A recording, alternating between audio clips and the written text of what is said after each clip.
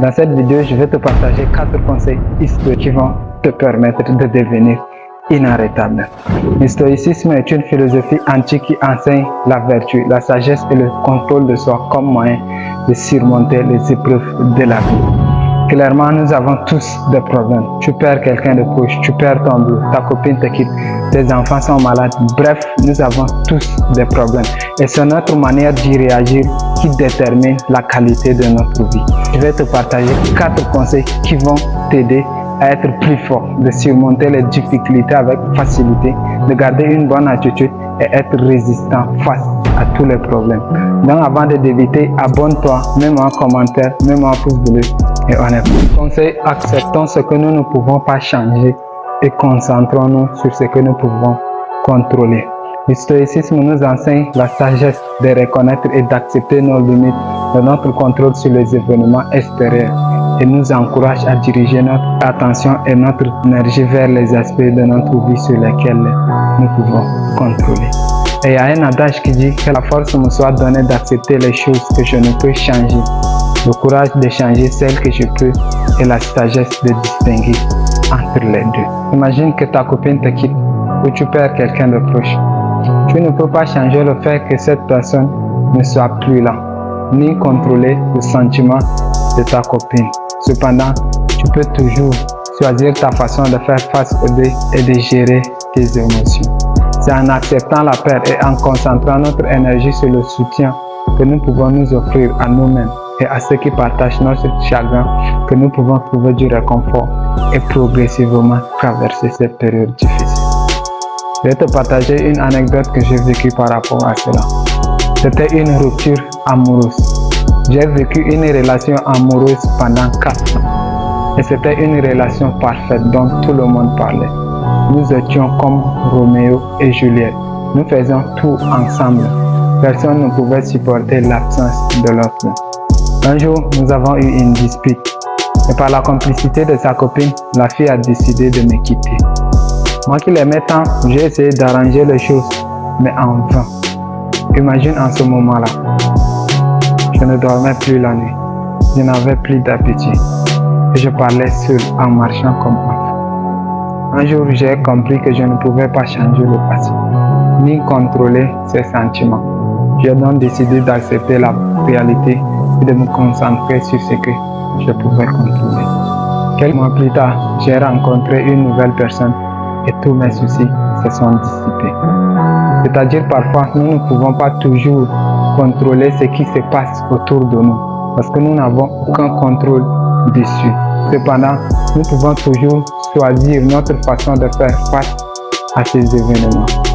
Alors peu importe ce qui t'arrive, peu importe ce que tu traverses en ce moment, accepte ce qui te dépasse et avance sur ce qui est à ton pouvoir. Le deuxième conseil, la maîtrise de soi en restant calme face aux situations stressantes. Alors replongeons dans l'Empire romain, au 1er siècle de notre ère. Sur l'île de Kefalonia vivait Alexios, un philosophe stoïcien connu par sa sagesse et son calme. Alexios avait traversé de nombreuses épreuves dans sa vie, mais restait toujours serein et résilient face aux défis. Un jour, la ville où il vivait fut ravagée par un incendie gigantesque. Les habitants étaient désespérés, paniqués et perdant leurs maisons et leurs biens. Mais Alexios restait toujours serein.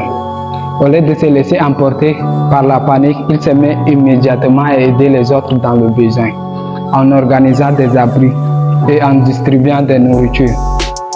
Tout le monde était étonné de sa tranquillité d'esprit. Lorsqu'on lui demanda comment tu pouvais aussi être tranquille face à une telle tragédie, il a répondu avec compassion. Il dit, n'attendez pas que les événements arrivent comme vous le souhaitez. Décidez de vouloir ce qui vous arrive. Cette phrase en dit beaucoup sur nous, parce que ce qui agite les esprits, ce ne sont pas les événements, mais les interprétations que nous leur donnons. Arrête de perdre du temps à être frustré. Accepte ce qui te dépasse et avance sur ce qui est à ton pouvoir. Parce que si tu veux être inarrêtable, tu n'as pas besoin de conquérir le monde, mais toi-même.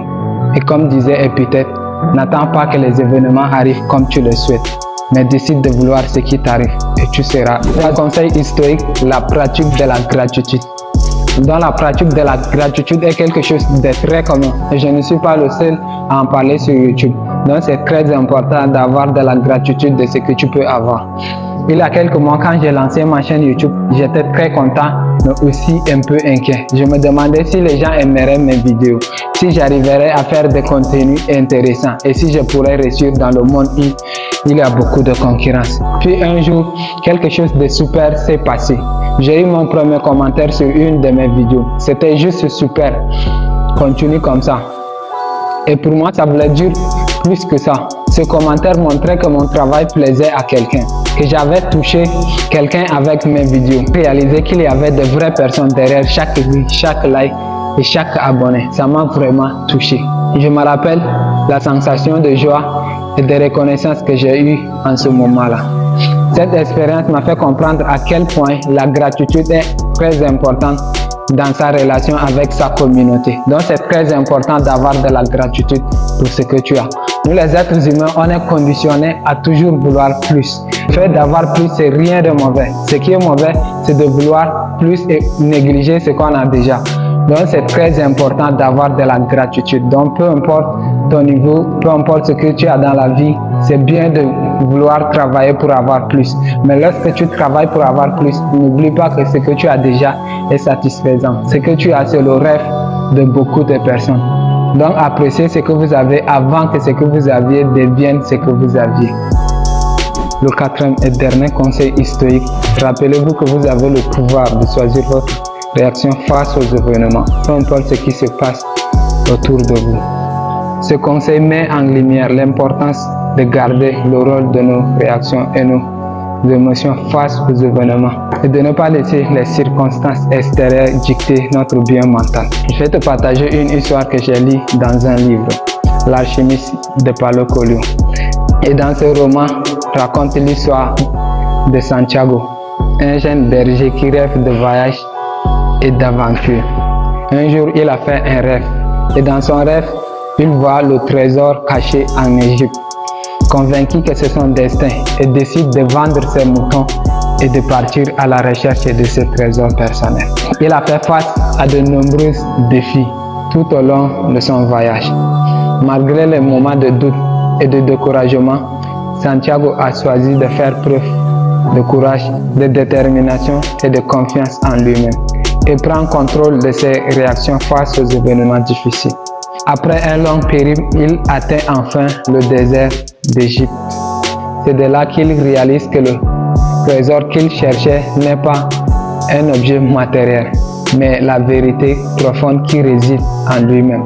Et il dit le voyage lui-même, avec ses enseignements et ses expériences, est le véritable trésor qu'il avait tant recherché. Essayez de voir la philosophie qui se cache derrière cette histoire. Pour moi, c'est le concept de responsabilité personnelle. Parce que ce qui compte, ce n'est pas ce qui nous arrive, mais comment nous réagissons face à ce qui nous arrive. Donc, j'espère que tu as aimé cette vidéo. Si c'est le cas, abonne-toi même en commentaire et on se dit à très bientôt pour de nouvelles vidéos. Et comme disait Bouddha, avec nos pensées, nous baptisons notre monde.